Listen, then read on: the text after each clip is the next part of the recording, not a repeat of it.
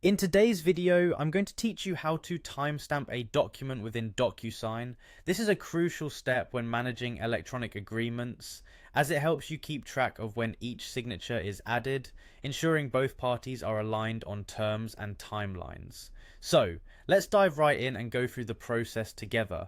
First things first, head over to the Docusign website. If you're unfamiliar with Docusign, it is a leading platform for electronic signatures and intelligent agreement management. Once you're there, the next step is to log into your account. Look for the login button, usually found at the top right of the page. This is where you'll enter your login credentials. Once you're logged in, you'll be directed to the Docusign home page. After accessing the Docusign home, navigate through to the main interface. You'll want to look for the section that allows you to manage your documents. Here, you can see a variety of options, but we want to focus on using a template, which makes the process efficient if you have standard forms you use regularly. Select a template that suits the document you are working on. If you've never used templates in Docusign before, they are pre-configured forms that can significantly speed up your workflow. Once you select the template, you will need to add the necessary details specific to the document you're processing. This might include the names of the parties involved, their emails, or any other relevant information required for the agreement.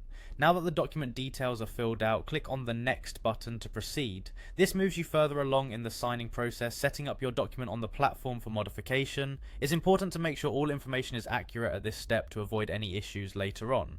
Next, you'll be brought to a screen where you can add fields to your document. This is where the magic happens. Look for the date signed field and click on it. Placing this field in your document will allow you to timestamp the agreement. Drag and drop this field to the appropriate spot in your document, ensuring it fits neatly within the layout of your form. And there you have it. You've successfully added a timestamp to your document in Docusign.